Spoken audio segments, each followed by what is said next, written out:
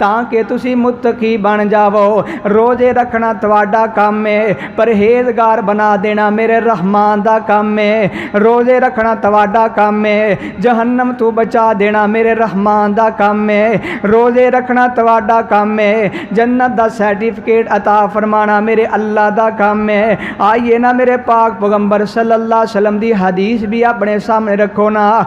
जहन्नम तो इंसान किस तरह दूर हो जाता है रोज़ा रख के। एक दिन मेरे आका अलैहिस्सलातु वस्सलाम ने फरमाया, ओ मेरे सहाबा, जेड़ा बंदा एक रोज़ा रखदा अल्लाह पाक ओनू जहन्नम तो 70 साल तक अल्लाह दूर कर देंदा है। एक रोज़ा नफली बंदा रखे तो 70 साल जहन्नम तो दूर हो जावे। जिन्हों अल्लाह पाक ने 60 साल उम्र दी है, जिन्हों अल्लाह पाक ने 50 साल उम्र दी है, जिन्हों अल्लाह पाक ने 40 साल उम्र दी है, वो 30 दे नाल ज़रब मारे ना ते वो 30 रोज़े रखन वाला इंसान ते वे ना ज़रब मारना जेड़ा बंदा एक रोज़ा रखदा 70 साल जहन्नम तो दूर हो जाता है। ते जेड़ा बंदा 50 साल रोज़े रखे ते अल्लाह नू जहन्नम तो कितना दूर कर देंगे। ये जहन्नम तो दूर होने का जरिया है।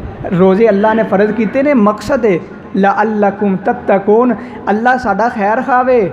और याद रखो, इंसान किसी दी मुहब्बत दे अंदर इंतहा हो जावे ना, जिन्हें सब नालों ज़्यादा मुहब्बत ते प्यार होवे, ओहदे वास्ते भुखा रहना भी बर्दाश्त कर लेंदा है, प्यासा रहना भी प्यास बर्दाश्त कर लेंदा है, ओहदे वास्ते खड़ा होना भी बर्दाश्त कर लेंदा है। ते इंज समझो सी रमज़ान दे रोज़े रखने अल्लाह दी मुहब्बत दी खातर, अल्लाह नू राज़ी करने दी खातर रमज़ान दे रोज़े रख रहे हैं। क़याम करने इस वास्ते कि अल्लाह पाक राज़ी हो जावे। अल्लाह दी मुहब्बत दे अंदर खड़ा होने आना।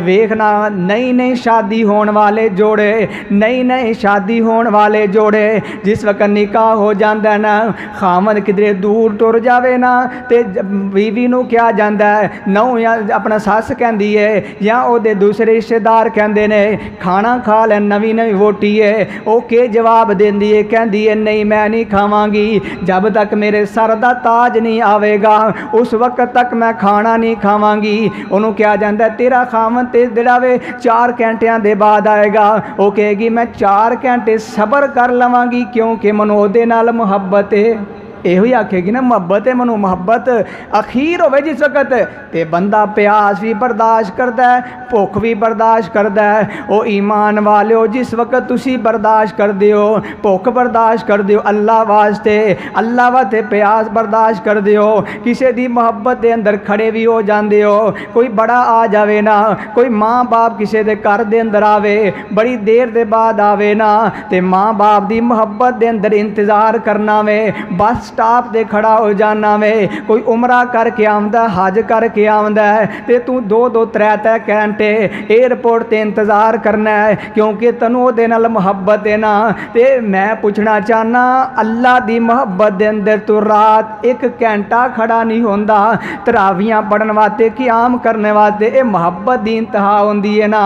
किसी वास्ते प्यास बर्दाश्त करना, भुख बर्दाश्त करना, किसी वास्ते खड़ा होना। वेखना तू इंसान वास्ते ते खड़ा हो जाना ना, इंसाना वास्ते ते भुख कट लैना, प्यास कट लैना, लेकिन रब दी वारी आए ते आखे मेरे को रोज़ा नहीं रखा जाता, रब दी वारी आए ते आखे मेरे को क़याम नहीं किया जाता। बाज़ ऐसे बंदे भी मैं वेखे ने रोज़ा ते रख लेंदे ने, लेकिन क़याम दी वारी आए ते कहंदे ने साढ़े को खड़ा नहीं होया जाता। मेरे दोस्तों मैं उन्होंने दावत देना चाहना वा, अगर अल्लाह पाक दे नाल मुहब्बत है ना, फिर ऐना कोई रोज़े दे अंदर अफतारी दे अंदर पानी पिया कर, ना कोई खाना खाया कर कि तेरा पेट तैनूं इजाजत देवे कि अल्लाह दे अपना सामने खड़ा होने वास्ते, अल्लाह दे सामने क़याम करने वास्ते ऐना कोई ते भुख रखा करना। असीं ऐना पानी पीने कि पेट भी कहता हुण लम्या पै जा। अफतारी की, मगरब की नमाज भी गई, ईशा दी भी गई। मेरे दोस्तों ऐसे रोज़े का कोई फायदा नहीं, नमाज़ां छड्ड रहे। नमाज छोड़ने के साथ साथ रोज़ा रखने का फ़ायदा उस वक्त होगा जब हम फ़राइज़ के ऊपर अमल करेंगे, हराम चीज़ों को छोड़ेंगे। तो अल्लाह पाक के फरमांदे ने फरमाया या अय्युहल्लज़ीना आमनू कुतिबा अलैकुमुस्सियाम कमा कुतिबा अलल्लज़ीना मिन क़ब्लिकुम लअल्लकुम तत्तकून। अल्लाह